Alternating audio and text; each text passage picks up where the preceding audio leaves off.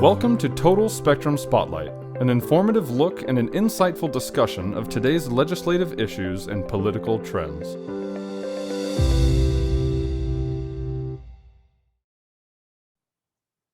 Welcome to Total Spectrum Spotlight, where we bring you short interviews with newsmakers and news shapers. Hi, I'm Steve Gordon, the managing partner of Total Spectrum. Roy Blunt served as Missouri's Secretary of State before he won a seat in Congress. He served 14 years in the House of Representatives and was the majority whip, and then was elected to the U.S. Senate in 2010, re-elected in 2016. Senator Blunt serves in the Republican leadership as chairman of the Policy Committee. He's ranking member of the Senate Rules Committee. He also serves on the Appropriations Committee, the Commerce Committee, and the Select Committee on Intelligence. Senator Blunt was the chairman of the Appropriations Subcommittee on Labor and Health when it significantly increased research funding for a number of illnesses, including Alzheimer's, cancer, and mental health. He and former Senator Lamar Alexander developed and funded Operation Warp Speed, which, as you know, produced 3 COVID-19 vaccines in record time. I was associated with Senator John Kyle for 19 years. Senator Kyle often told me that Senator Roy Blunt would be the next Senate Majority Leader. Senator Blunt announced last week that he would not seek re-election next year, but he is getting the recognition he richly deserves as a legislator's legislator. Let me turn the interview over to my colleagues, Congressman Eric Paulson and Michael DeMaria. Senator Blunt, the Arizona Chamber thanks you for your great service to our country and for joining us today on Total Spectrum Spotlight. First of all, Senator, before we jump into our discussion, let me also just follow up on Steve's comments to thank you for your many years of service, not only to Missouri, but to our country.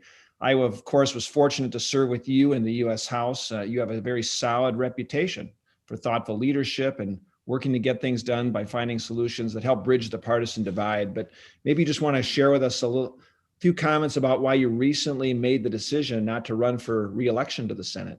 Well, Eric, great to be with you and Steve and Michael. And I very well remember not only our service in the House, but the time or two I went up and campaigned with you in your district, and the opportunity to work with you was great. And of course, Steve and I have worked together for a long time, and glad to be with Michael today as well. I thought it was the right time. I think 26 years in the Congress by the end of this term, and actually 20 years in elected office in Missouri before that. So 15 general election victories should be enough for anybody. And frankly, I also think it's going to be a pretty good year for Republican candidates. And obviously, I'd like to leave at a time when I'm more likely to be replaced by somebody from my side of the aisle who largely reflects the same sense of government I do. I'm not leaving because I'm frustrated with the system. The system could always work better. But I've been able to reach out and find partners on both sides of the aisle, and whether it's working with Sherrod Brown on advanced manufacturing, or Debbie Stabenow from Michigan on excellence in mental health and community health center issues, or Senator Murray and I have worked together to dramatically increase the investment we've made in the last 6 years in the National Institute of Health and health research. And I think some of the things that happened with the vaccine wouldn't have happened without that investment. I'm working on the Intelligence Committee to do what we can to be sure that we maintain our advantage over the leaders in the government in China, who are making an all-out effort to get a technological advantage over us. Now, they've never had that before, and we never want them to have it again. So I'm going to be continuing to work on those things. And the other thing to think about in the Senate, the decision in the Senate is the longest decision in politics in the country.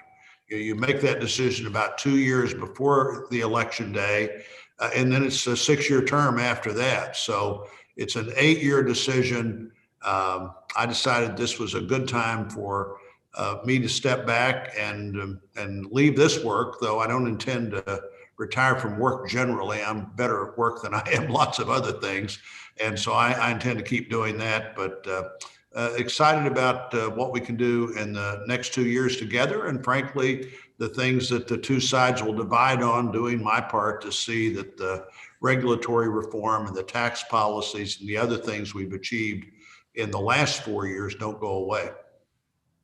Well, as you mentioned, you've still got 2 years to go, and we know we're going to hear a lot about you because you have such a breadth of experience and knowledge in so many different policy areas, as you just mentioned. And I think the one thing that will be missed is your mentorship, not only to folks like me, but to others. And hopefully you'll continue to stay involved as a mentor to many future legislators in Congress on both sides of the aisle. So thank you.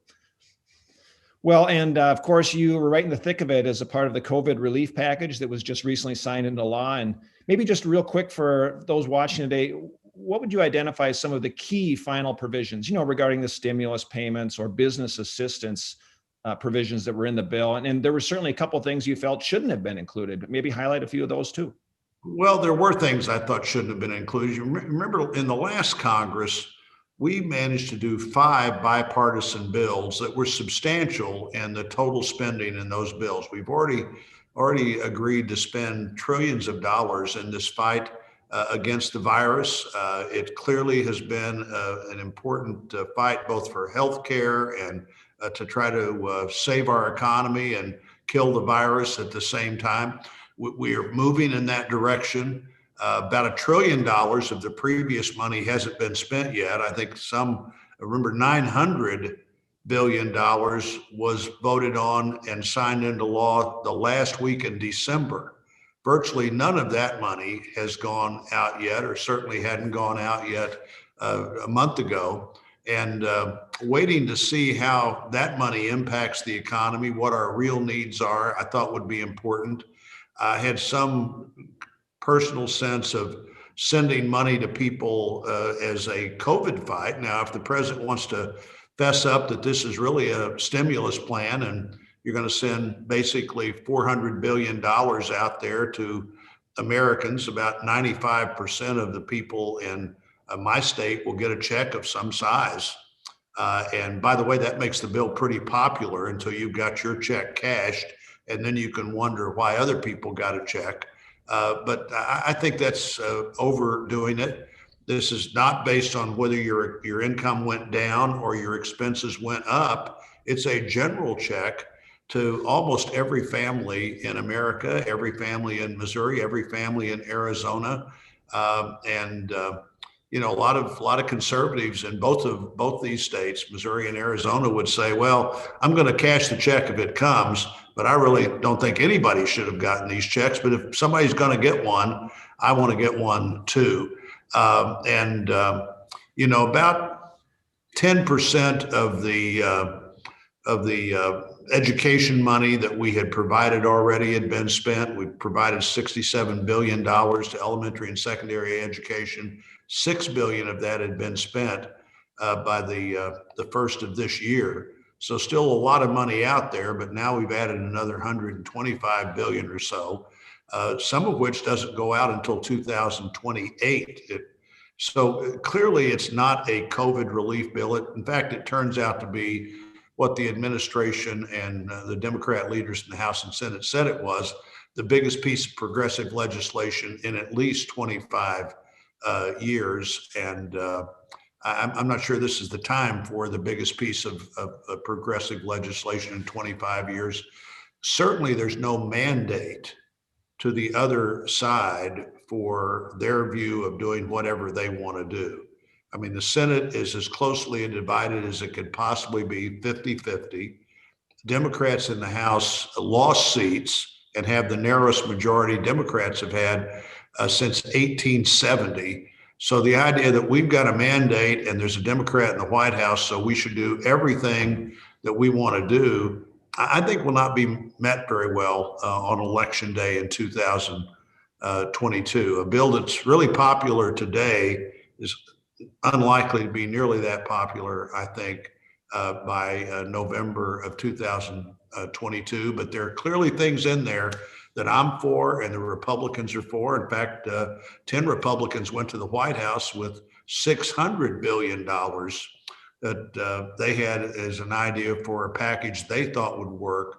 And so there are Republican ideas there, but there's not $1.9 trillion of ideas that I would be for. And there's nowhere near the 50% of this money being spent on buying vaccines, better distribution of vaccines, more healthcare research on how to move forward with the future virus, or even money specifically designed to get kids back to school. That money is not there. There's money for schools, but there's no bonus if you figure out how to use it to get kids back to school. And I think every study indicates that kids have generally gotten behind in the last year, and not only the educational impact of not being in school for most kids, but the emotional and behavioral health impact of not being in school has been a great impact. And by the way, there's another area where we needed to spend some more money, and we are. But again, we spent substantial money on these very topics just 90 days ago, and now suddenly we're instead of having a bipartisan bill, after 5 bipartisan bills, we have this totally partisan bill where no Republican House or Senate voted for it, and a few Democrats in the House joined Republicans and voted against it. Yeah, and as you had mentioned, there was bipartisan, support for a lot of these COVID initiatives earlier, and this was a different turn. And so you also referenced narrow control by Democrats in the House, Senate, with the White House, of course. Now, were you surprised that the budget reconciliation process, which obviously turned into a partisan process, was used to pass this bill? I was surprised. I didn't think it was necessary. I think, frankly, you could have passed in the first 2 weeks that President Biden was president, you could have passed a COVID package that may have been in the $200 or $300 billion category, which, by the way, in any past set of debates would have been and still is a lot of money. We've almost got these dollars so big now that nobody can wrap their mind around how much money, $1.9 trillion really is. You could have had a bipartisan COVID package within 2 weeks of the administration starting. You could have had another package, maybe equally as big, that could be bipartisan within a couple of months, and then fight over all the things that are the biggest piece of progressive legislation in the history of the country. And maybe that would have to go to a straight party line vote. But the president's rhetoric, and I believe his instincts, are to not divide in a way that makes it one party only, particularly if there's an option to go in some other direction. We're going to find that out maybe on the next bill that the Democrats in the House and Senate turn to. Yeah, in fact, you just referenced the next bill, which everyone is saying is likely to be infrastructure, right? Which is more than just roads and bridges. What else do you expect to be included? It could be green energy, water resources, broadband. What do you anticipate might be rolled into the next bill? Well, I think, Eric, the real challenge that the majority in the House and Senate and the White House face is: do you want to have an energy? Do you want to have a transportation bill, an infrastructure bill, that infrastructure above ground, infrastructure below the ground, a new commitment to broadband? We've seen as people went to school from home, as they worked from home, as they began to get their health care from home, telemedicine, both traditional telemedicine and behavioral health telemedicine, that access to broadband clearly essential and should be part of any plan we have now. Anytime you dig a hole in the ground to build a sidewalk or a street, you ought to be thinking, what do we need to put in that hole while we've got it open? And what do we need to prepare for, so later we could add something under there without a great deal of cost as things develop. So broadband could be part of an infrastructure bill. I think fundamentally what our country really needs, and has said we need for about 10 years, is a real traditional infrastructure package. Our roads, our bridges, We're the best located country in the world. But if you're going to be the best located country in the world, you make the most of that by making that geography and that location work for you. You interlace water and rail and highway and then communication. And by the way, another thing you should be thinking about is the whole move toward driverless automobiles and things that are very likely going to have a different kind of infrastructure need than if you didn't have that. I think all that's achievable in a bipartisan way. There's some discussion clearly about how you pay for that, but that discussion accelerates greatly if the administration decides we're also going to make this our environmental package. And if you put a lot of environmental legislation out there that tends to be more partisan anyway, and then you go to the tax cuts from 2017 and say, and we're going to have money to pay for all these new initiatives, so we'll get that from the tax bill. Suddenly you've got a package that probably can't be done in a bipartisan way. I think that would be a big mistake. I'd split that into at least 2 and maybe 3 different packages, and I'd start with the one that could be done in the most bipartisan way if I was the White House and the leadership in the House and Senate. So, Senator, following up on the broadband piece, in December, you were able to announce 17 companies in Missouri received $300 million from the FCC grants, which is a lot of money, but it's just the beginning to be able to get to all the places. So what sort of policies do you see in the next few years that could be implemented to help accelerate closing that gap? Well, Michael, as I just mentioned, as we're looking at what we learned in the pandemic, broadband becomes critically more essential. Kids who didn't have broadband were trying to go to school competing with kids who did, or with programs that were designed to come to you that way, had a dramatic disadvantage. People who could work from home but couldn't work from home because home didn't have broadband had another disadvantage. And really, I think one of the big catch-up moments in the pandemic was the government being willing to pay, particularly in Medicare, for telemedicine. This is something we could have done anytime in the last decade, but for whatever reason, I think generally, well, it's easier, so more people will use it so it will cost more. In healthcare, more people able to get their healthcare without having to travel to do it is a good thing, particularly for people in bad health or in bad economic circumstances. So we've done a lot of catching up here, but now I think we have to think about we have to really continue to think about access to high-speed broadband. I was part of some legislation last year that insisted on better mapping. In almost all states, I think there was a real argument about whether the mapping really realistically reflected the service that was out there.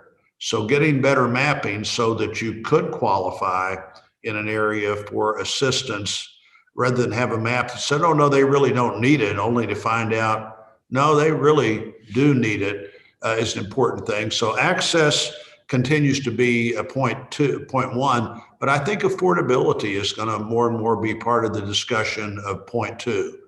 And what are the companies themselves willing to do about it? And a lot of companies step forward and if you had kids in school, you've got an immediate $50 monthly credit in some places, or more or less in others. But I think that discussion is shifting to where, while access is still the most critical thing to be focused on, shortly behind that is what do we do now to be sure that just having access to internet isn't enough, that if you have a demonstrated need for it, that there's some way that there's a program that you're going to be able to use, or the provider's going to be able to use, to make it helpful for you to get that. And what we saw in a lot of places, by the way, with distance learning was some people just so much distance, they just chose not to learn. The percentage of kids in lots of districts that never showed up once those those schools went to virtual learning is pretty high in a couple of communities in Missouri, our major cities, St. Louis and Kansas City. It's a very high number.